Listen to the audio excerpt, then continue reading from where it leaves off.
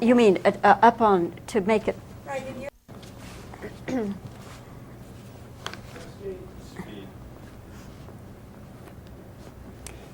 Well, Gale, we have never met before, but I certainly know your work. Most recently, of course, Terminator, the work you did with that. And now this film, Aliens, which I think everybody is predicting is going to go through the roof, so you have to be feeling very happy and on a very high level at the moment. But in reading about it, I see that you actually didn't start on this film until the end of September, so for all practical purposes, you had 9 months to do the film, right? I think, well, part of the process, of course, is pre-production, which began in May. But absolutely, the filming did not begin until the very last day of September. That must have been a terrific pressure to do a picture of this scope in that time frame. It's daunting, but you don't think about it, you just do it. Because if you were to think about it, it would preclude you, I think, from being able to cope. Well, was it because of budget or what? I mean, why were they pushing you so hard and so fast? Actually, the reason was that this film makes a very good summer film. It's a fun film, it's an exhilarating film, and the audience for a film like this is really the summer audience.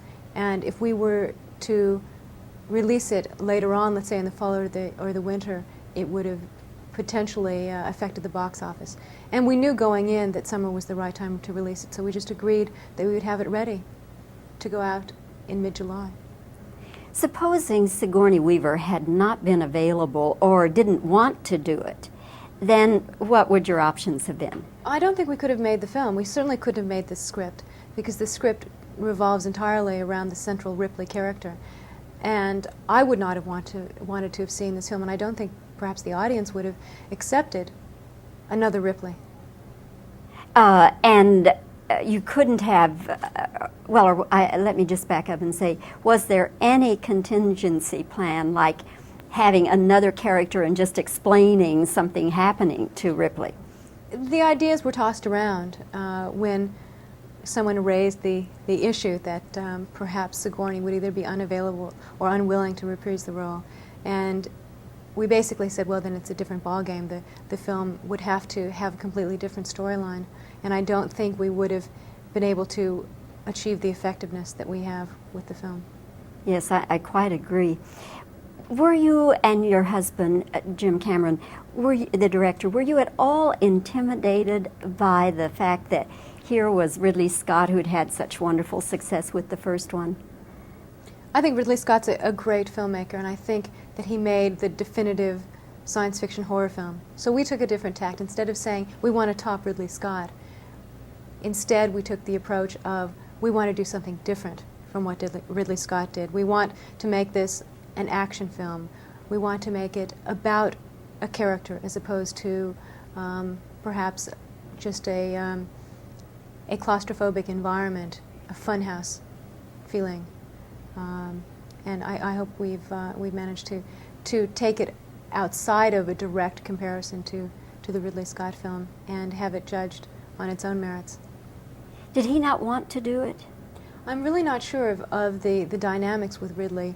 I know that he was in post-production on Legend at the time that we were in pre-production, so perhaps it was as a result of his unavailability. And was it because of the success that you and Jim Cameron had with Terminator that you people were approached for this? I think that was a major factor. Jim was approached prior to the time that Terminator started shooting as a possibility as a writer for the screenplay of Aliens without the attendant duty of directing it. And once Terminator was released and Jim established himself as a viable director, then that additional hat was offered to him as well. Gale, do you think Aliens is too scary? It's much harder for me to be objective about it because I know when it's scary and when to relax. But for the most part, I haven't heard of anyone leaving the film saying, I don't think I would have sat through it if I'd known in advance what the experience would be like. I think people instead have been leaving the theater exhilarated and perhaps even exhausted. For sure exhausted. I'm going to share something with you. Maybe I shouldn't, but I will anyway.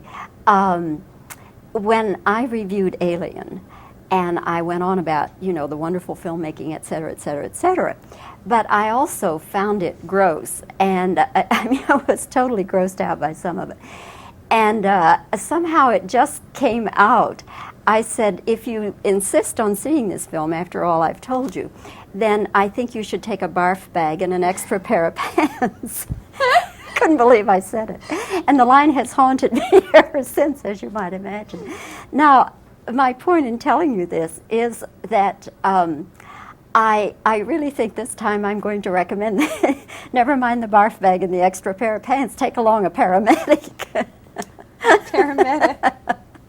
That's a great one. Maybe they'll have one standing by in the theater to revive people in case it's a little too much for them. But you know, when you get a bunch of, some of them quite hard-boiled critics, and they come out and say, my heart was just pounding. For the last hour it has just been pounding. I mean, you have to sort of wonder what this is going to do to Joe Blow, who comes in off the street maybe not knowing what to expect at all. I think that audiences, even if they're critics and filmmakers, whatever, if they're involved in the story, they are no longer wearing their hat as perhaps critic.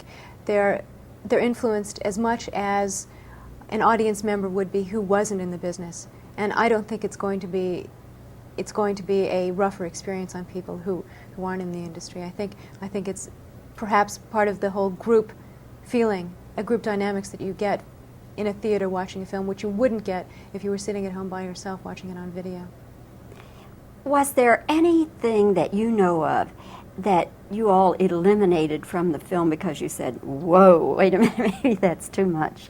There were some shots of aliens and some scenes that seemed a little horrific, and we tried to step away from, as you put it earlier, grossing people out.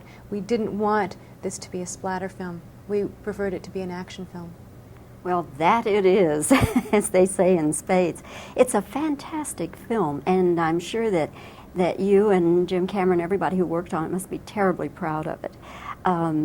Last night the audience clapped 5 or 6 times. I don't know when I've had that experience in a theater. So thank you for talking with me today, and I just know you're going to have a terrific hit with this. Thank you. Thank you very much. Nice interview. Thanks, Gale. Keep tape rolling. We're going to do this little twist around here, huh?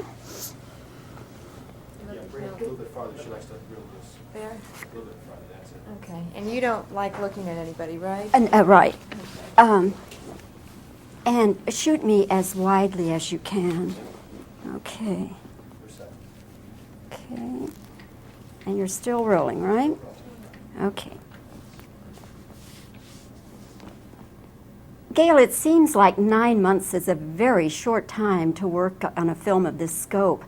Was it because of budget, or why were they pushing you along so fast?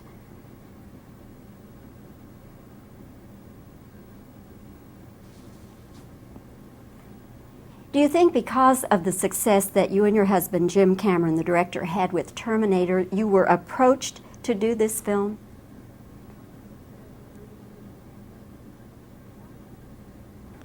Why did Ridley Scott not do the film?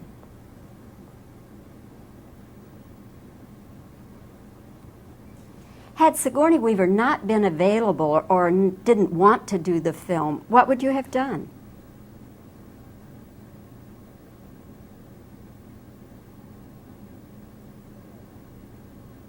Were there any contingency plans in case Sigourney didn't want to do the film or couldn't?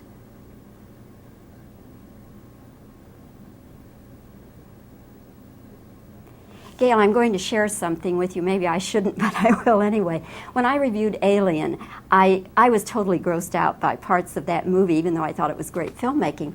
But I said to the audience, if you still want to see this movie, I think you should take along a barf bag and an extra pair of pants. Now, I think I'm going to say with this one that maybe they should take along a paramedic.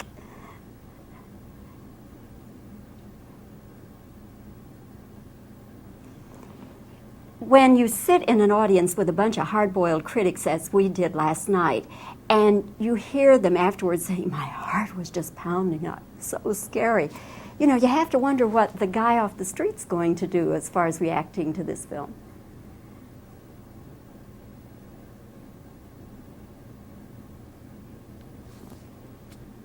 Do you think Aliens is too scary?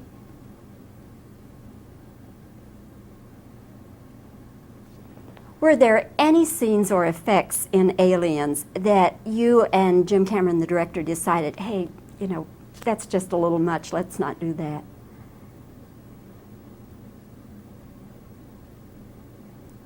And now let me just give you reactions.